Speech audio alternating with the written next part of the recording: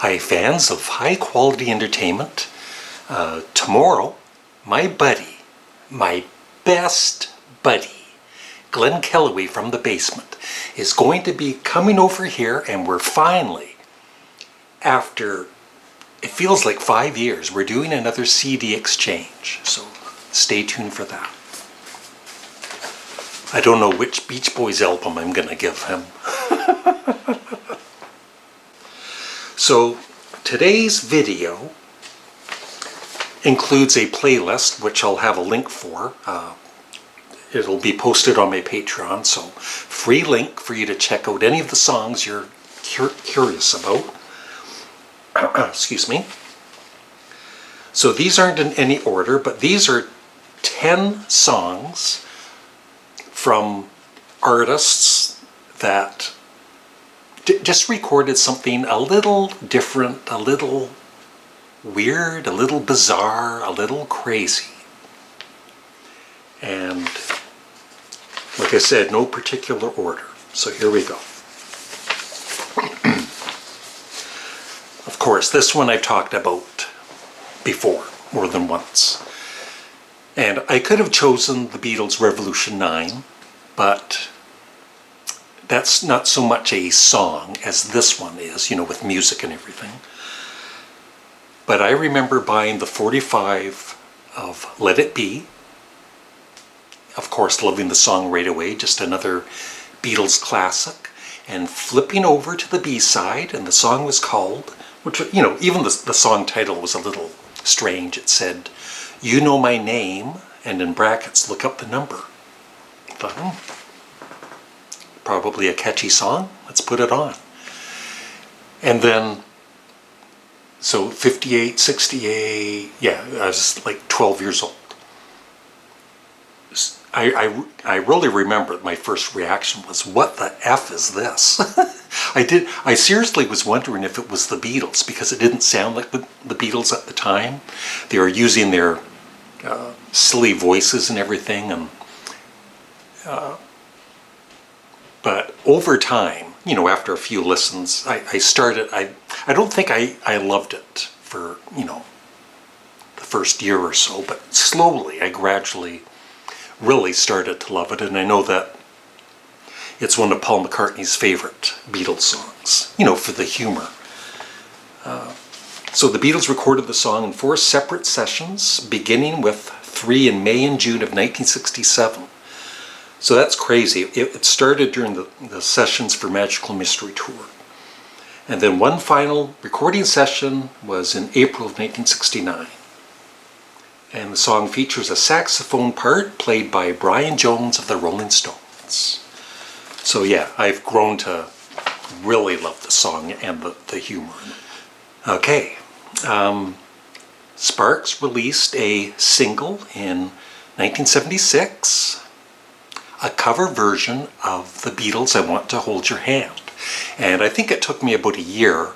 I had to, you know, make a mail order for it from the States. It was, you know, pretty hard to get. And it was the A-side, and the B-side was a song called "England," which is excellent. So, you know, me being such a huge Beatles fan, and then, oh my God, Sparks are recording a Beatles song? This is going to be great.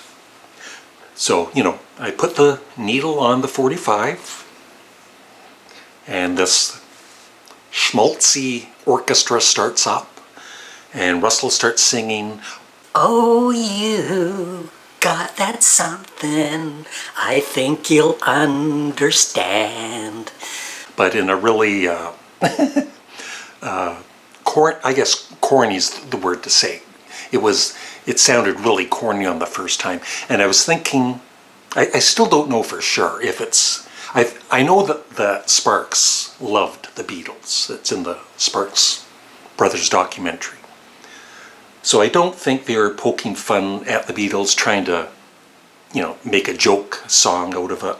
They were being sincere, and truly, like I hated it. I hated it. But in time, I grew to, it's not one of my favorites, but I grew to appreciate the song for what it was. Just a totally different way of doing I want to hold your hand. And please remember, if you enjoy these videos, to like the video, leave a comment below, and subscribe. Yeah, this one, once again, great band. And they released this huge album. And all the fans were waiting. It took, back then, it was a long time. It was like, I think, 2 years between the albums. And they finally released a single from the upcoming new album. The thing is, it was not very commercial. It was really different. It was Fleetwood Mac, Tusk. But the song peaked at number 8 in the United States for 3 weeks, and it reached number 6 in the UK. Lindsey Buckingham wrote the song. He was the one in the band that kind of did a little more bizarre songs, especially on Tusk. And his songs were my favorite on the album. But still, I'm sure most of you have heard Tusk. And yeah, but it got on the radio, and I didn't know what to make out of it at first, because it was weird. But over time I grew to, once again, it's still not one of my favorite Fleetwood Mac songs, but I like it. Now, this isn't one of my favorite bands. Not that, I dislike them. They're just not a band that I'm a fan of. But back in the day, I was buying a couple of their albums, and I bought this particular one that included a song called Mother. No, not the John Lennon song. The song by The Police from Synchronicity. And it was written by Andy Summers, and it says here, some consider Mother by The Police to be one of the band's worst songs. And then the lyrics, he's kind of screaming. It's pretty chaotic, the track. Well, the telephone is ringing. Is that my mother on the phone? Telephone is ringing. Is that my mother on the phone? The telephone is screaming. Won't she leave me alone? The telephone is ringing. Is that my mother on the phone? So that's The Police, Mother. I'm sure, for all of these, I'm sure there are fans of all of these songs. I'm not a fan of Mother by The Police.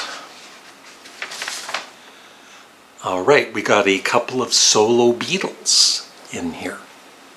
Now, for Paul McCartney, he's written, through his solo career, he's written some crazy songs.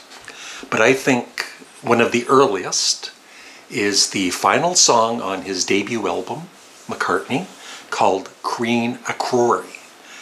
And yeah, after watching a TV documentary about a Brazilian tribe, McCartney was inspired to compose an instrumental track that would capture the feeling of their hunt. And just like almost any Beatles fan at the time, first time hearing it, it's like, what the F is this? But I quickly grew to actually, I know there's lots of Paul McCartney fans that don't like the track, but I love it. I think it's, it's experimental, but I really do enjoy it. All right, this band, probably, especially for the Phil Collins years, probably their weirdest song, Who Done It, from 1981. It has this almost punky kind of sound to it. And then Phil's singing, was it you or was it me? Or was it he or she? Was it A or was it B? Or was it X or Z? And it just goes on and on. It's just not it's not Supper's Ready.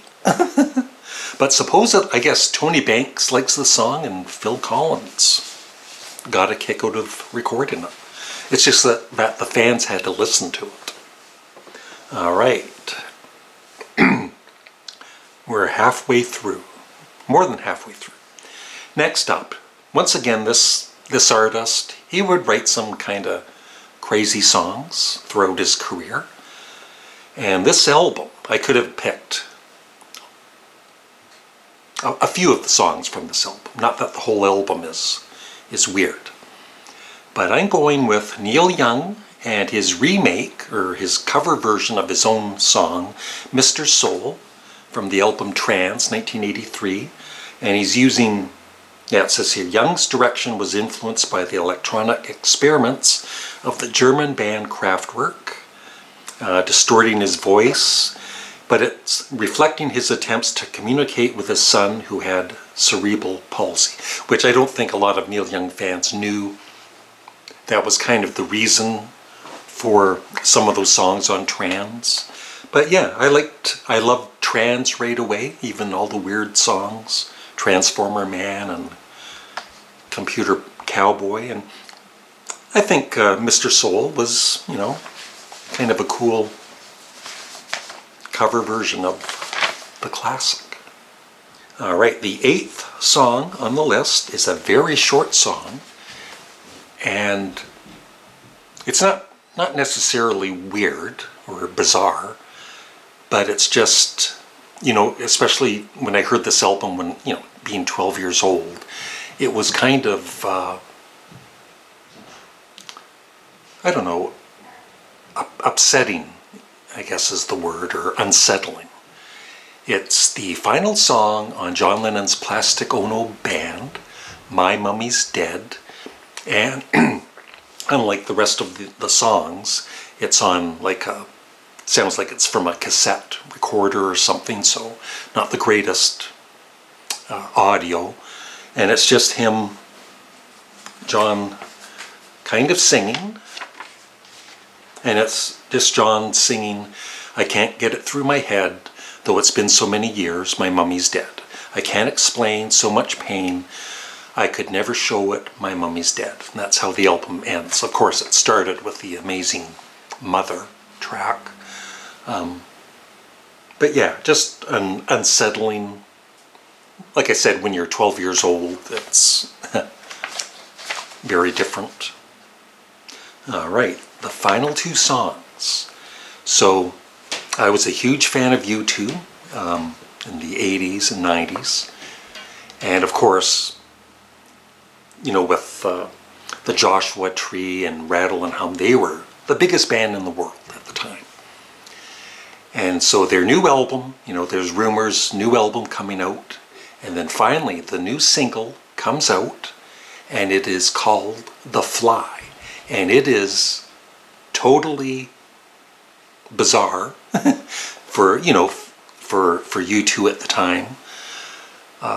It's the Edge doing most of the vocals, and he's kind of rapping in the song. I love the guitar solo right away. It's one of my all-time favorite guitar solos. So yeah, hearing that for the first time, once again, it was like, that's bizarre. That is strange. That is weird. I don't like it. And I guess it did pretty well, on the radio. But it was certainly a strange choice for the first single, to promote the album. And that is my favorite album of theirs, Octong Baby. Yeah, The Fly introduced a more abrasive sounding U2 as the song featured danceable hip-hop beats, industrial textures, distorted vocals, and an elaborate guitar solo. And lead vocalist Bono described the song as the sound of 4 men chopping down the Joshua Tree. And the last one, this band, they just put out regular great classic rock. And I think there's only one song that I can think of where it's totally weird. And it's Creedence Clearwater Revival from their album Pendulum in 1970. It's called Rude Awakening No. 2.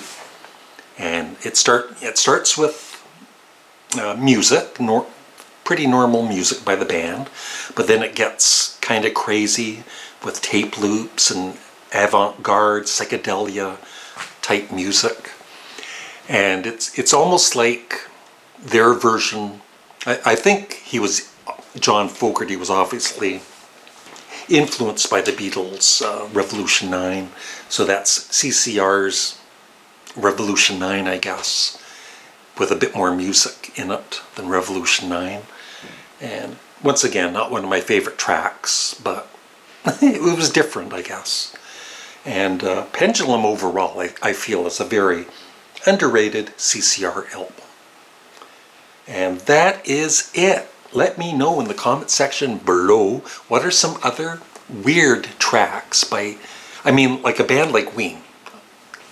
80% of their music is weird, so I wouldn't pick them.